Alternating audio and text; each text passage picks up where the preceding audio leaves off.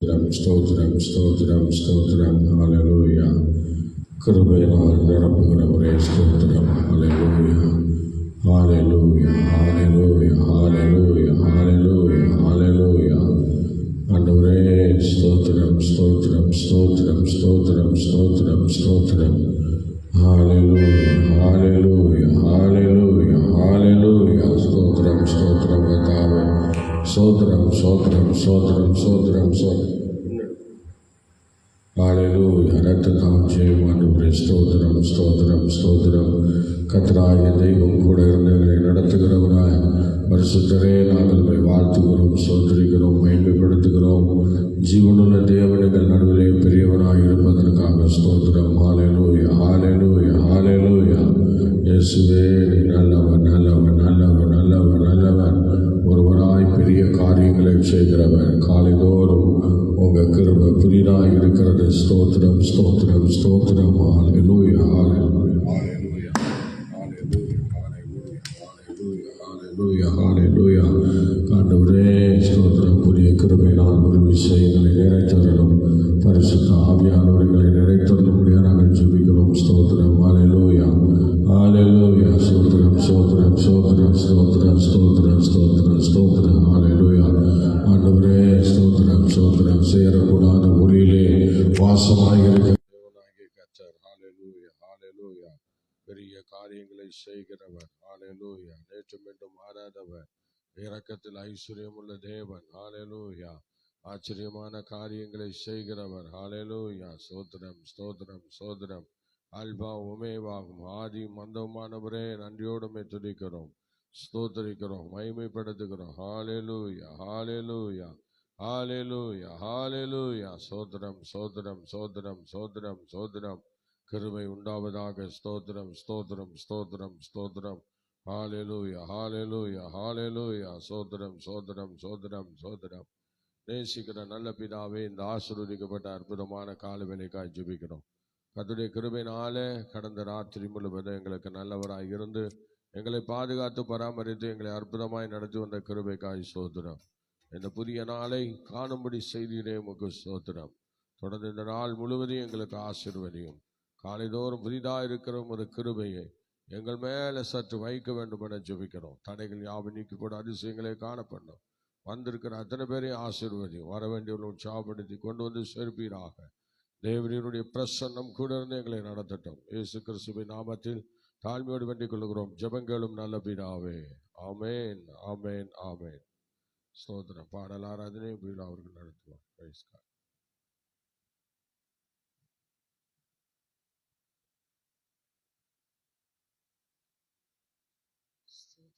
ஒரு பாடலை பாடி கர்த்தருடைய நாமத்தை நாம் மகிமைப்படுத்துவோம். ஹல்லேலூயா. அந்த பரலோக சிங்காசனம் அதில் வீற்றிருக்கும் தேவனை முகமுகமாய் காண்பேனோ. அந்த பரலோக சிங்காசனம் அதில் வீற்றிருக்கும் தேவனை முகமுகமாய் காண்பேனோ. அந்த நாள் நெருங்குதே, அந்த நாள் நெருங்கி வருகிறதே. அந்த நாள் நெருங்குதே, அந்த நாள் நெருங்கி வருகிறதே. அந்த பரலோக சிங்காசனம்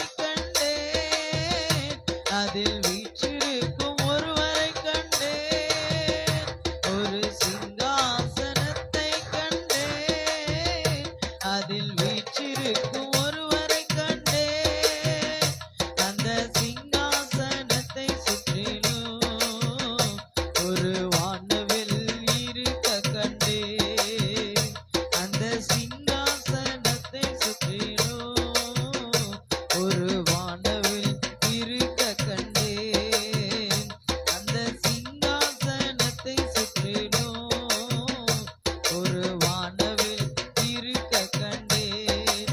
ஆராதனை ராஜனுக்கே, ஆராதனை எஜமானனுக்கே, ஆராதனை ராஜனுக்கே, ஆராதனை எஜமானனுக்கே, அந்த சிங்காசனத்தை சுற்றிலும் ஒரு வானவில் இருக்க கண்டேன், அந்த சிங்காசனத்தை சுற்றிலும் ஒரு வானவில் இருக்க கண்டேன், அந்த சிங்காசனத்தை சுற்றிலும் ஒரு வானவில் இருக்க கண்டேன், அந்த சிங்காசனத்தை சுற்றிலும் ஒரு வானவில் இருக்க கண்டேன், அந்த சிங்காசனத்தை சுற்றிலும் ஒரு வானவில் இருக்க கண்டேன். அந்த நாள் நெருங்குதே, அந்த நாள் நெருங்கி வருகிறதே, அந்த நாள் நெருங்குதே, அந்த நாள் நெருங்கி வருகிறதே, அந்த பரலோக சிங்காசனம் அதில் வீற்றிருக்கும் ஒருவர், ஆமாண்டவரே இயேசுவே, அந்த பரலோக அதில் வீற்றிருக்கும் தேவனை முகமுகமாய் காண்பேனோ, அந்த நாள் நெருங்குதே, அந்த நாள் நெருங்கி வருகிறதே, ஆமென், அந்த நாள் நெருங்குதே, அந்த நாள் நெருங்கி வருகிறதே, அந்த நாள் நெருங்குதே, அந்த நாள் நெருங்கி வருகிறதே, அந்த நாள் நெருங்குதே, அந்த நாள் நெருங்கி வருகிறதே, ஆமப்பா, அந்த நாள் நெருங்குதே, அந்த நாள் நெருங்கி வருகிறதே, ஆமாண்டவரே, அந்த நாள் இயேசுவே. ஓ, அதிசீக்கிரமாய் வருகிற எங்கள் எஜமானனே, உங்க ராஜ்யத்திலே எங்களை சேர்த்து கொள்ளும்படியாக வருகிறதுக்காய் ஸ்தோத்திரம் அப்பா. ஆண்டவரே, அந்த வருகைக்கு கர்த்தர் எங்களை தகுதிப்படுத்துங்க, தேவன் எங்களை ஆயத்தப்படுத்துங்கப்பா, எங்கள் குடும்பங்களை தகுதிப்படுத்துங்க. ஹalleluya, ஹalleluya, ஹalleluya. ஆண்டவரே, நீர் வரும் பொழுது உம்முடைய சமூகத்திலே நாங்களும் வந்து நிற்கணுமே, நீர் வரும் பொழுது உம்முடைய சமூகத்திலே நாங்கள் வந்து நிற்கணுமே. தகப்பனே, உமக்கு நன்றி செலுத்துகிறோம், நன்றி செலுத்துகிறோம், நன்றி செலுத்துகிறோம், நன்றி செலுத்துகிறோம். ஆண்டவரே, ஜெயம் கொள்ளுகிறவர்களாக, ஜெயம் கொள்ளுகிறவர்களாக ஒவ்வொருவரை எடுத்து நிறுத்துங்க. உம்மை ஆராதிக்கிற பிள்ளைகள் ஒவ்வொருவரை எடுத்து நிறுத்துங்க. ஆண்டவரே, ஜெயம் கொள்ளுகிறவர்களாய் கர்த்தரை எடுத்து நிறுத்துவீராக. ஹalleluya, ஹalleluya, ஹalleluya. ஆண்டவரே, கால சத்தம் வானிலை துணிக்கும் பொழுது ஆண்டவரே ஸ்தோத்திர சத்தத்தை கேட்டவர்களாய் ஆண்டவரே மறுரூபமாகி தேவனுடைய ராஜ்யத்தை ஆண்டவரே அடைவதற்கான பாக்கியத்தை கர்த்தர் உம்மை ஆராதிக்கிற ஒவ்வொரு பிள்ளைகளுக்கும் தருவீராக. ஹalleluya, ஹalleluya, ஹalleluya. கர்த்தருடைய கிருபை பெருகட்டும் ஆண்டவரே, உடைய கிருபை பெருகட்டும் ஆண்டவரே. கர்த்தர் நல்லவர், கர்த்தர் நல்லவர். தேவரீர் சகலத்தையும் செய்ய வல்லவர். நீ செய்ய நினைத்தது ஒன்றும் தடைபடாத ஆண்டவரே. கர்த்தருடைய கரத்திலே எங்களை நாங்கள் ஒப்புக் கொடுக்கிறோம். உம்மை ஆராதிக்கும்படியான கிருபைகளை தந்ததற்காக ஸ்தோத்திரம். நாங்கள் கேட்க போற வார்த்தைகளுக்கு ஆசீர்வாதமாக்கி தாரோம். வார்த்தை கொண்டு எங்களோடு இடைபடும். இயேசு கிறிஸ்துவின் நாமத்தில் பிதாவே, ஆமென்.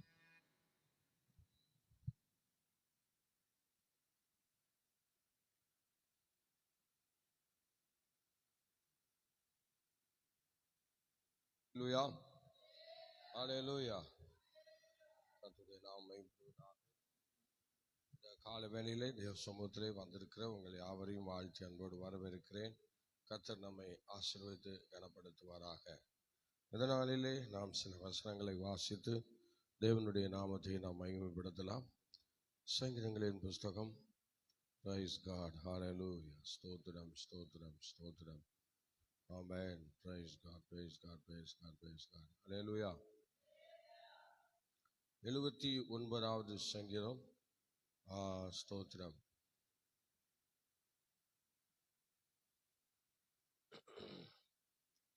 அந்த சங்கீதத்தை இப்பொழுது நாம் எல்லாரும் சேர்ந்து வாசிக்கலாம். 79வது சங்கீதம் வாசிகள் பார்க்கலாம். ஹல்லேலூயா. சங்கீதம் 79 எல்லாரும் எடுத்துக்கொள்ளுங்கள். ஒரு 13 வசனங்கள் இருக்கிறது. எல்லாரும் ஸ்தோத்திரம் சேர்ந்து வாசிக்கலாம்.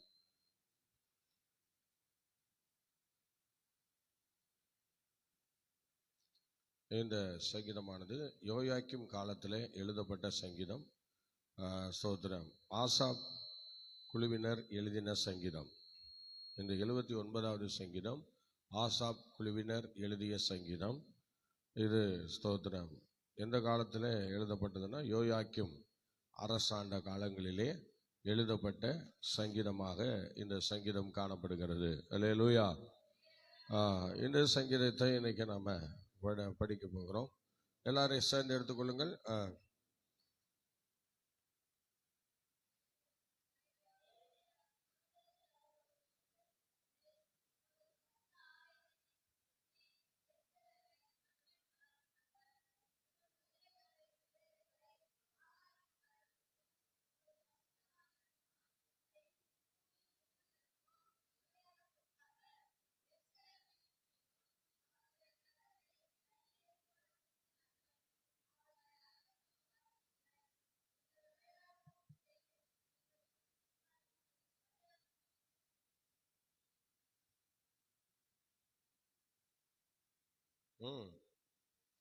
என்னாச்சு படிங்க.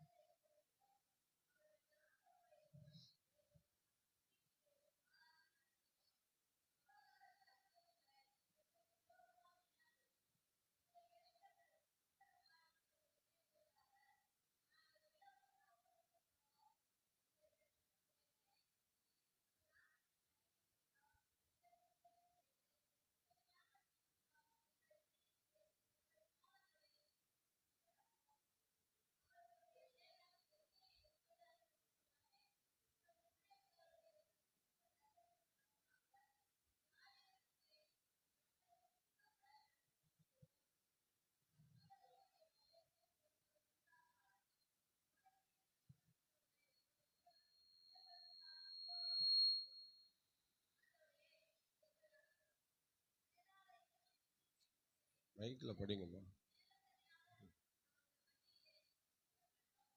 அப்பொழுது உம்முடைய ஜனங்களே உம்முடைய மேய்ச்சலின் ஆடுகளுமாகிய நாங்கள் உமது என்றென்றைக்கும் புகழுவோம். தலைமுறை தலைமுறையாக உமது துதியை சொல்லி வருவோம். அல்லேலூயா. சத்தமா சொல்லுங்க. ஹல்லேலூயா ஹல்லேலூயா. சரி, இவங்க ஸ்தோத்திரம் இந்த எழுதப்பட்ட காலம் யோயாக்கிம் காலத்திலே இந்த சங்கீதத்தை எழுதியிருக்கிறார்கள். ஆசாப் ஸ்தோத்திரம் ஆசாப் குழுவினர் தான் எழுதியிருக்கிறார்கள் என்று சொல்லப்பட்டிருக்கிறது. ஸ்தோத்திரம் ஸ்தோத்திரம் இந்த ஆசாப் சங்கீதத்திலே ஸ்தோத்திரம் இந்த சங்கீதத்தை நாம் பார்க்கும்போது சிதேக்கியா யோயாக்கிம் என்கிற இவங்களுடைய காலங்களில் எழுதப்பட்ட ஒரு சங்கீதமாக இருக்கிறது. இந்த சங்கீதத்துக்கு என்ன சொல்றாங்க அப்படின்னா ஒரு பேர் சொல்றாங்க. என்ன பேர் அப்படின்னா ஜெப சங்கீதம். சொல்லுங்க பார்க்கலாம். என்ன சங்கீதம் இது? ஒரு ஜெப சங்கீதம். ஆமா, ஒரு தன்னுடைய குறைகளை எல்லாம் அறிக்கையிட்டு ஜெபிக்கிற ஒரு ஜெப சங்கீதம். இதுல இவர்கள் நிறைய பிரச்சனையை சந்திச்சிருக்கிறாங்க, நிறைய போராட்டங்களை சந்திச்சிருக்கிறாங்க. நிறைய பாதிப்புகளை சந்திச்சிருக்கிறாங்க. அதுல இந்த சங்கீதமானது ஸ்தோத்திரம் வருகிறதுனால நிறைய காரியங்களை இதுல இருந்து நம்ம கற்றுக்கொள்ளலாம். ஆனாலும் யோயாக்கீம் காலத்திலே எழுதிய சங்கீதம் அப்படின்னு சொல்லப்பட்டிருக்கிறது. அதே சமயத்தில் அந்த சமயத்தில் ஆசாப் என்ன இல்லை, உயிரோடு இல்லை. ஆனா அந்த சமயத்துல ஆசாப் உயிரோடு இல்லை. அப்ப இல்லையா ஆசாப், அப்ப இல்லாத காலங்கள் யோயாக்கீம் அந்த காலங்கள்ல ஆசாப் கிடையாது. ஆனால் ஸ்தோத்திரம் அந்த சங்கீதத்தை எழுதியவர் ஆசாப் என்று சொல்லப்பட்டிருக்கிறது. அல்லேலூயா, ஸ்தோத்திரம். அதற்கப்புறம் அவர் எதையோ கேள்விப்பட்டு அப்படியே எழுதியிருக்கிறார். நீங்கள் 1 நாளாகமம் 2 நாளாகமம் 36ஆம் அதிகாரம் 11-20 படிங்க பார்க்கலாம்.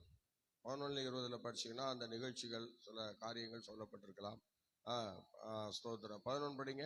சீதேக்கியா ராஜாவாகிற போது 21 வயதாயிருந்து சிதேக்கியா ராஜாவாகிற போது 21 வயதாயிருந்து 11 வருஷம் எருசலேமில் 11 வருஷம் எருசலேமில் ஆண்டான்.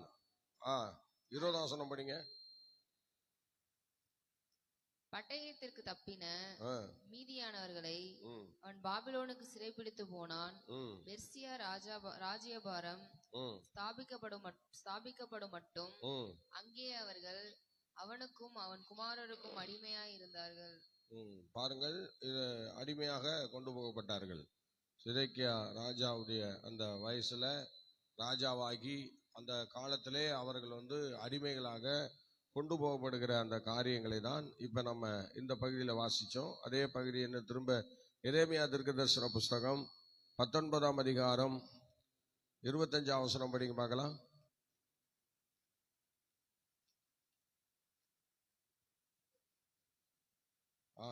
19, 25 அதிகாரங்கள், 25 அதிகாரம் வரைக்கும் அவங்க அடிமைகளாக கொண்டு போகப்பட்டார்கள். சோதரன் அந்த அடிமைகளாக கொண்டு போகப்பட்டார்கள். எரேமியா 19ஆம் அதிகாரம் ஸ்தோத்திரம் 4ஆம் வசனம் படிங்க. 4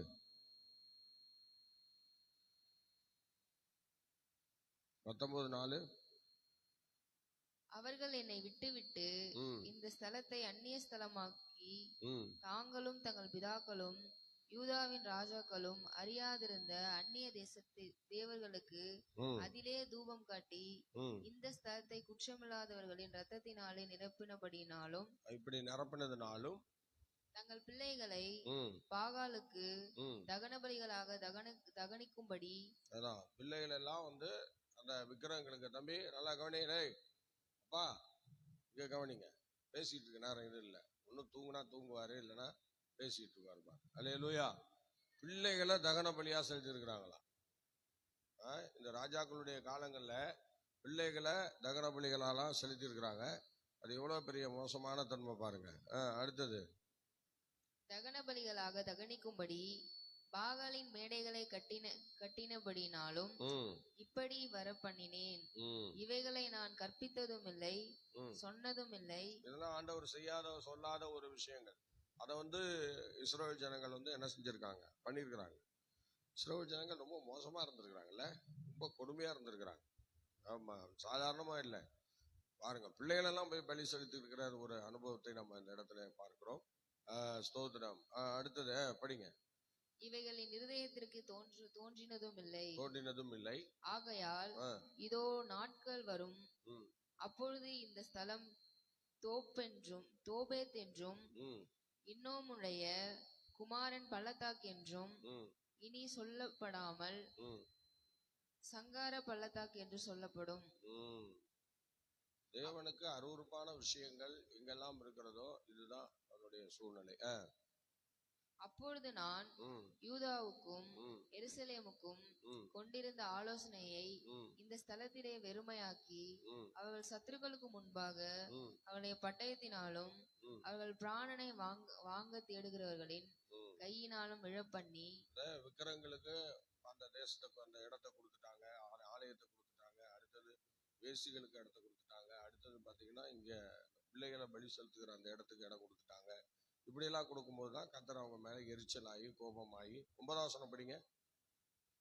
அவர்களுடைய சத்துருக்களும் அவர்கள் பிராணனை வாங்க தேடுகிறவர்களும் பாருங்க, அவருடைய சத்துருக்களையும் நான் எழுப்பி விட்டாரு. பல இடங்கள்ல சத்துருக்கள் வர ஆரம்பிச்சிட்டாங்க. எகிப்திலிருந்து வராங்க, பாபிலோன்ல இருந்து வராங்க, இன்னும் பல தேசங்கள்ல இருந்து வர ஆரம்பிச்சிட்டாங்க. பல எதிர்ப்புகளை எழுப்பி விட்டாரு. அடுத்தது அவர்களை இருக்க பிடிக்க போகிற முற்றுகையிலும் இடுக்கத்திலும் நான் அவர்களை தங்கள் குமாரரின் மாம்சத்தையும் தங்கள் குமாரத்திகளின் மாம்சத்தையும் நிறைய சாபங்களுக்கு அப்படி இறையா ஒப்பு கொடுக்குறாரு. அந்த ஜனங்களை ஆண்டவர் சொன்னதை செய்யல, அவங்க இஷ்டத்துக்கு எல்லாம் பண்ணாங்க.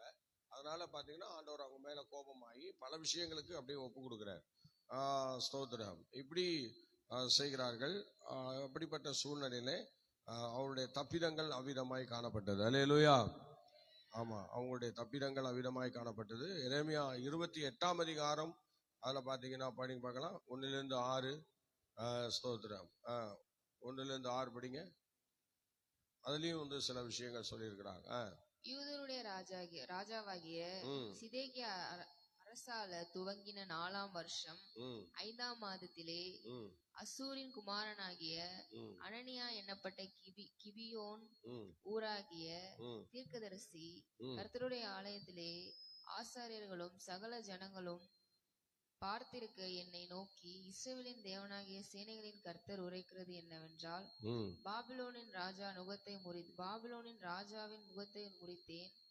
பாபிலோன் ராஜாவாகிய நேபுகாத்நேச்சர் இவ்விடத்திலிருந்து எடுத்து பாபிலோனுக்கு கொண்டு போன கர்த்தருடைய ஆலயத்தில் இதெல்லாம் பாபிலோன் அரசாட்சி அப்படின்னா அவங்க சிறைப்பிடித்து போன பிறகு சொல்லப்படுகிற வார்த்தை. இந்த 25 அதிகாரங்கள், எரேமியா 25 அதிகாரங்களுக்கு மேல சிறைப்பிடிக்கப்பட்டு போனவர்கள் பற்றி சொல்லுவார். 26, 27 வரிசையா பார்க்கும்போது சிறைப்பிடித்து போகப்பட்டவங்களை குறித்து சில விஷயங்களை அதுக்கப்புறம் எழுதுறாங்க. சிறைக்கு 25 அதிகாரங்கள் முன்பாக சிறைக்கு போகிற அனுபவங்கள், 25 அதிகாரங்கள் தாண்டிடுச்சுன்னா சிறையில போயின அனுபவங்கள் போயிட்டாங்க. அதுக்கப்புறம் அது அந்த நகரம் அப்படியே வெறுமையா கடந்து விரிச்சோடி கடந்ததுன்னு சொல்லுவாங்க. அந்த மாதிரி கடந்தது. அததான் நெகேமியா சொல்லும்போது எல்லாம் என்ன செய்ய கிடக்கு, ரொம்ப பாலா கிடக்கு, இடிச்சுட்டு போயிட்டானோ எடுத்துட்டு போயிட்டானோன்னு சொல்லி அழுது புலம்புகிற அந்த விஷயத்த நம்ம பார்க்கிறோம். ஸ்தோத்திரம். அப்பதான் நெகேமியாலாம் அந்த ஆலயத்தை கட்டுறாங்க. ஆலயத்தை கட்டுகிறதுக்கு ஆண்டவர் தம்முடைய பிள்ளைகளை சம்மதிக்கிறார். எஸ்ரா அவங்கெல்லாம் ஒரு டீமா ஆலயத்தை கட்டிடுறாங்க. ஆலயத்துல கட்டி முடிச்சிடுறாங்க. ஸ்தோத்திரம். ஆலயத்தை கட்டி முடிக்கிறாங்க. ஸ்தோத்திரம். எஸ்தர் ராஜாத்தியினுடைய மகனாகிய தரிவு, எஸ்தர் ராஜாத்தினுடைய மகனாகிய தரிவு காலத்திலே அந்த ராஜ்யம் கட்டப்படுகிறது. அதுக்கப்புறம் அந்த ஸ்தோத்திர காலங்களிலே திரும்ப ஸ்தோத்திரம். அப்பதான் பானபாத்திரக்காரனாக அந்த தரிவுக்கு கீழே அவர் இருக்கிறார்.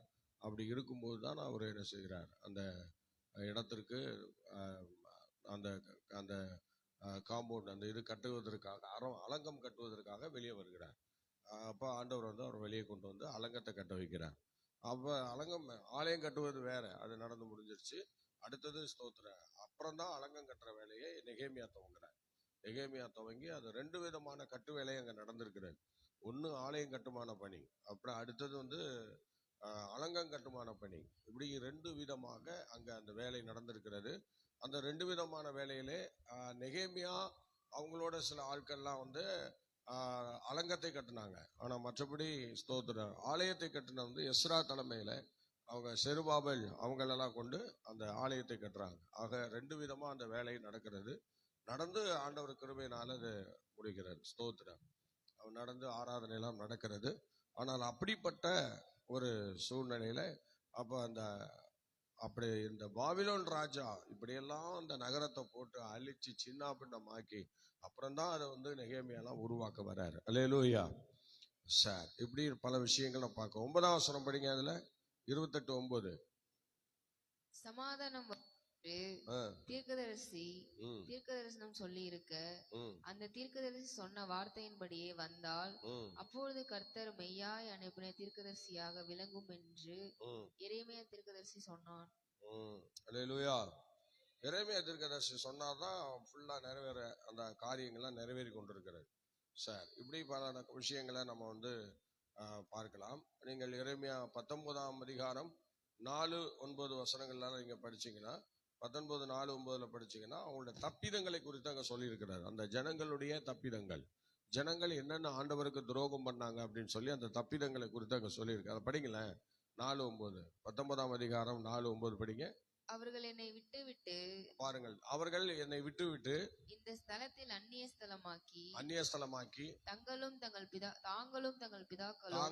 பிதாக்களும் யூதாவின் ராஜாக்களும் அறியாதிருந்த அந்நிய தேவர்களுக்கு அதிலே தூபம் காட்டி இந்த ஸ்தலத்தை குற்றமில்லாதவரின் ரத்தத்தினால் நிரப்பினபடியினால் தங்கள் பிள்ளைகளை பாகாலுக்கு தகன பலிகளாக தகனிக்கும்படி பாகாலின் மேடைகளை கட்டினபடினாலும் இப்படி வர பண்ணினேன். இவைகளை நான் கற்பித்ததும் இல்லை, சொன்னதும் இல்லை, இவைகளின் இருதயத்தில் தோன்றினதும் இல்லை. ஆகையால் இதோ நாட்கள் வரும், அப்பொழுது இந்த ஸ்தலம் தோபேத் என்றும் இம்மானுடைய குமாரரின் பள்ளத்தாக்கு என்றும் சொல்லப்படாமல் சொல்லப்படும் என்று பள்ளத்தாக்கு சொல்லப்படும். அல்லேலூயா. பாருங்கள், இந்த வரிசையா இதுக்கெல்லாம் நிறைய அர்த்தங்கள் இருக்கிறது. எபிரேய பாஷையில நிறைய அர்த்தங்கள்லாம் இருக்கு. இதை நம்ம அந்த அர்த்தங்கள்லாம் தேடி போனோம்னா இப்ப நமக்கு லேட் ஆயிடும். ஆமா, ஸ்தோத்திரம். ஆமா, தோவேக்கு என்று சொன்னாலே அதுக்கு ஒரு விசேஷ அர்த்தங்கள் உண்டு. ஸ்தோத்திரம். அந்த மாதிரி ஒவ்வொரு வார்த்தைக்கும் அதுல நிறைய அர்த்தங்கள் இருக்கு. இப்படிப்பட்ட அர்த்தங்களிலே அவங்க ரொம்ப சின்னாபின்னம் ஆயிட்டாங்க. அவங்கெல்லாம் ரொம்ப வீணா போயிட்டாங்க. அதனால தேவனுடைய பயங்கரமான கோபத்துக்கு ஆளாயிட்டாங்க. அவங்களுடைய தப்பிதங்களை நம்ம இவ்விதமா பார்க்கிறோம். அதைத்தான் அந்த அந்த 5 காரியங்கள், 5 விஷயங்களை நம்ம இந்த இடத்துல பார்க்கிறோம். ஒன்று, 79ஆம் சங்கீதத்துல இந்த 5 விஷயங்கள் அதை எழுதியிருப்பாங்க. பாருங்க, 1ஆம் வசனம் படிங்க. 79ஆம் சங்கீதத்துல 1 படிங்க பார்க்கலாம். தேவனே, புறஜாதியார் உமது கரத்தில் சுதந்திரத்தில் உமது பரிசுத்த ஆலயத்தை தீட்டுப்படுத்தி. இது இந்த எரேமியாவில் சொல்லப்பட்ட இந்த வார்த்தையை தான் இப்ப நம்ம படிக்கிறோம். இது ஸ்தோத்திரம், எரேமியாவில் சொல்லப்பட்ட இந்த சங்கீதம் ஃபுல்லா எழுதப்பட்டது அந்த எரேமியாவுடைய சங்கீதம் தான். இந்த சங்கீதமாக ஆசாப் அந்த காலத்துல எழுதியிருக்கிறார்.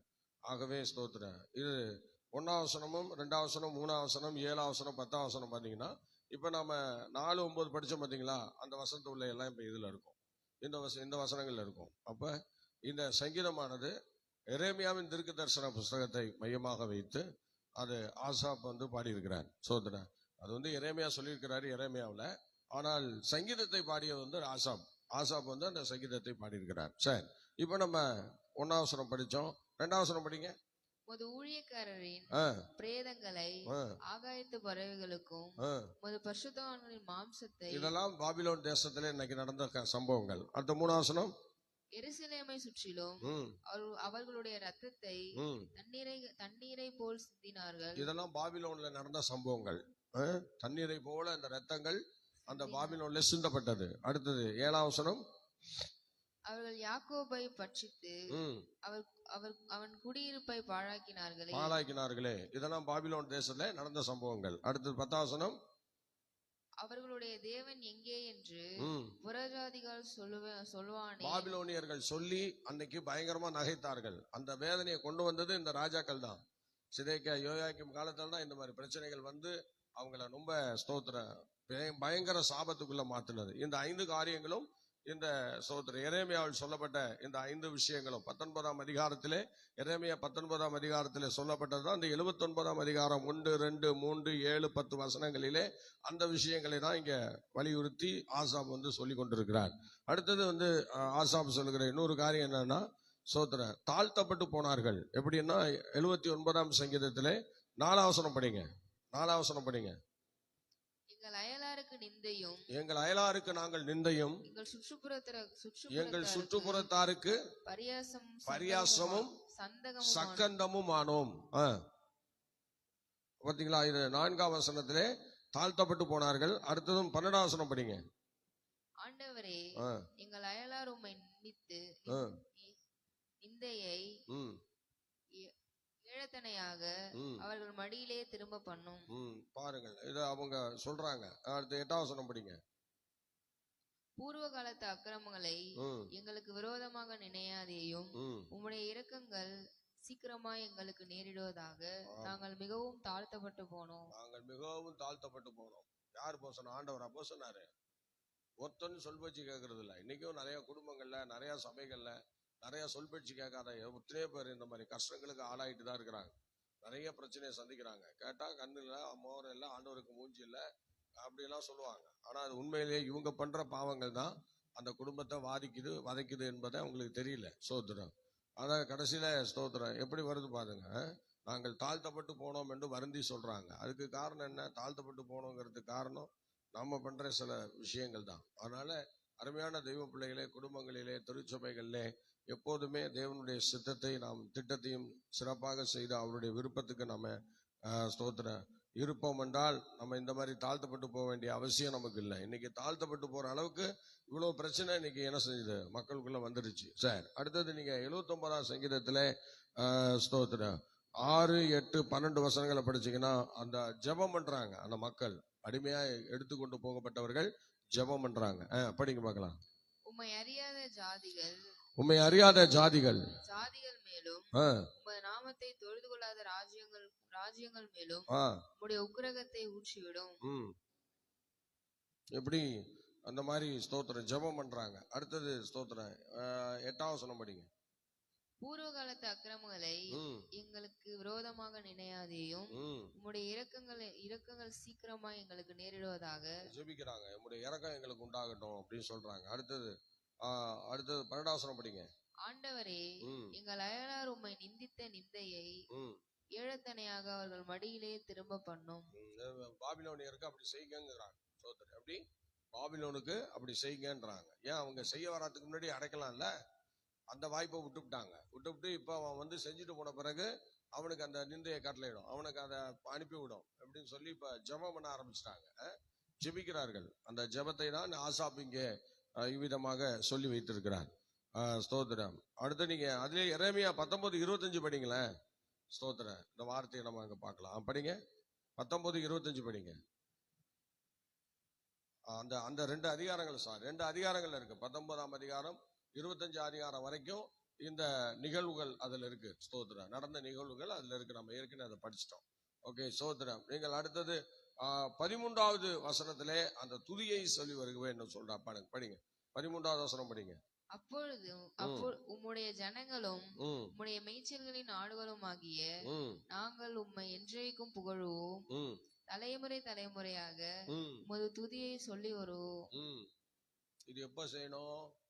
ஏற்கனவே இருக்கணும். ஒவ்வொரு தேவ ஜனங்களுக்குள்ளும், ஒவ்வொரு சபைகளுக்குள்ளும், ஒவ்வொரு குடும்பங்களுக்குள்ளும், ஒவ்வொரு பாஷைக்காரருக்குள்ளும், ஒவ்வொரு தேசத்துக்குள்ளும் இந்த நல்ல அனுபவங்கள் இருந்திருக்க வேண்டும். ஆனால் இப்ப எந்த தேசத்துலயுமே அதெல்லாம் கிடையாது. ஆமா, கொஞ்சம் சபைகள்ல ஆண்டவருக்கு சாட்சியா சில ஊழியர்கள் நல்லா நடத்துறாங்க. ஆனா சில இடங்கள்ல கொஞ்சம் பிரச்சனையா இருக்கு. ஆனா சில குடும்பங்கள்ல சில மனைவிமார்கள் இல்லைன்னா புருஷர்கள் திடனாக சில குடும்பங்களை நடத்துகிறார்கள். ஆனா சில இடங்கள்ல பயங்கர கவலைக்கிடமா தான் இருக்கு. அல்லேலூயா. நிறைய இடங்கள்ல ஸ்தோத்திரம். இப்ப நமக்கு ஸ்தோத்திரம் ஆண்டவருடைய துதியை சொல்லி வருகிற அனுபவங்கள் வந்து ரொம்ப கம்மி தான். ரொம்ப கம்மி. கர்த்தரை துதிக்கிற அந்த அனுபவம் வந்து யாருக்கு இதெல்லாம் கிடைக்கும் அப்படின்னா, இந்த மாதிரி சங்கடங்கள்ல ஈடுபடாதவங்களுக்கு தான் கர்த்தரை துதிக்க முடியும். பாத்தீங்களா? இந்த சங்கடமான சூழ்நிலையில ஈடுபட்டுட்டு நான் கர்த்தரை துதிக்கணும் அப்படின்னு நீங்க சொன்னீங்கன்னா அது உங்களால முடியாது. நீங்க சங்கடமான சூழ்நிலையில இருந்துட்டு நீங்க அதை செய்யும்போது அது உங்களுக்கு எந்த அளவுக்கும் ஆசீர்வாதமா இருக்காது. அதனால இந்த மாதிரி விஷயங்கள்ல நம்ம தலையிடாம சோதனை எவ்வளவு பெரிய காரியம் செஞ்சிருக்காங்க பாருங்க. 5 விதமான காரியத்தை நம்ம படிச்சோம். இப்ப இந்த மாதிரிலாம் அவங்க பண்ணதுனால கர்த்தர் அவங்கள விட்டு வெளியே போயிட்டார். அவ்வளவுதான். அதனாலதான் அவங்க இவ்வளவு சின்ன பின்னமாக வெறுக்கப்பட்டு, அடிக்கப்பட்டு, ஒதுக்கப்பட்டு போனாங்க. ஆனால் ஆண்டவருடைய சித்தம் என்னன்னா, அவங்க துதிய சொல்லி வரணும். நீங்க ஆண்டவரை துதிக்கணும், கர்த்தரை ஆராதிக்கணும். இந்த ஜனங்கள் எல்லாரையும் நான் எனக்கென்று ஏற்படுத்தினேன், இவர்கள் என்னுடைய துதியை சொல்லி வருவார்கள். அப்படிதான், அதுக்குதான் கர்த்தர் நம்ம படைச்சார். ஆனா அதுக்காக ஒரு ஆலயத்தையும் கொடுத்தாரு பாருங்க. ஆலயத்தையும் கொடுத்தாரு. வச்சிருந்தானோல சோத்திரம், வச்சிருந்தானோல சாலமோன் அதுக்கு ஆலயத்தை கட்டினாரு. சோத்திரம். பாத்தீங்களா? சாலமோன் அதுக்காக கஷ்டப்பட்டு இந்த ஆலயத்தை கட்டினாரு. இவனு இந்த அளவுக்கு பூந்து விளையாடுறதுக்கு அவ்வளவு கஷ்டப்பட்டு சோத்திரம் ஆலயத்தை கட்டினார். சோத்திரம். வீட்டையும் ஆலயத்தையும் கட்ட மொத்தம் சோத்திரம் 20 வருஷம் எடுத்துக்கிட்டு அவ்வளோ வேலை செஞ்சிருக்கிறார். செஞ்சு எல்லாம் பண்ணிட்டு சோத்திரம் பாதி செலவு பண்ணிக்கிறார். பாதி நாட்களை அதுக்காகவே செலவு பண்ணி எல்லாம் பண்ண பிறகும் இவங்க அதை பொறுப்பாக வச்சுக்கல. அது மாதிரி பல பிரயாசங்கள் மத்தியில எனக்கு தேவனுடைய ஆலயங்கள் உருவாயிருக்கிறது. கர்த்தருடைய பிள்ளைகள் நாம் கர்த்தரை துதியை சொல்லி வரதான் ஆலயமே இருக்க தவிர வேற எதுக்கும் இல்லை. அதனால கர்த்தருடைய ஆலயத்துல எப்போதும் கர்த்தரை நம்ம துதிக்கிற அனுபவங்கள் அதிகமா இருக்கணும். ஸ்தோத்திரம். ஆகவே அப்படி இருக்கும் என்றால் நம்ம தொடர்ந்து அதை ஆண்டவருடைய மகிமையின் பிரசன்னத்துக்குள்ளாக மறைத்து இருக்கலாம். நீங்கள் 44, 74 இந்த சங்கீதம் 79 இணைக்கப்பட்டிருக்கிறது. ஸ்தோத்திரம். பாருங்கள், 44ஆம் சங்கீதம் எடுங்க. 44ஆம் சங்கீதம் ஸ்தோத்திரம்.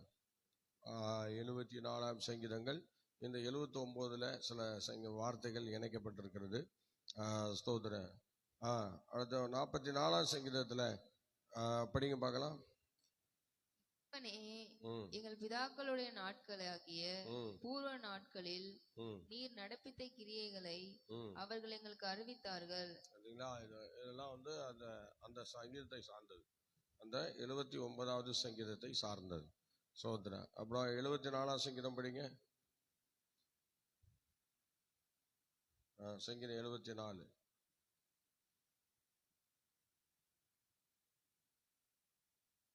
சங்கீதம் 74 படிங்கம்மா. தேவனே, நீர் எங்களை என்றென்றைக்கும் ஏன் தள்ளிவிடுகிறீர்? உமது மேய்ச்சலின் ஆடுகளின் மேல் உமது கோபம் ஏன் புகைகிறது? நீர் பூர்வ காலத்தில் சம்பாதித்த உமது சபையையும் நீர் மீட்டு கொண்ட உமது சுதந்திரமான.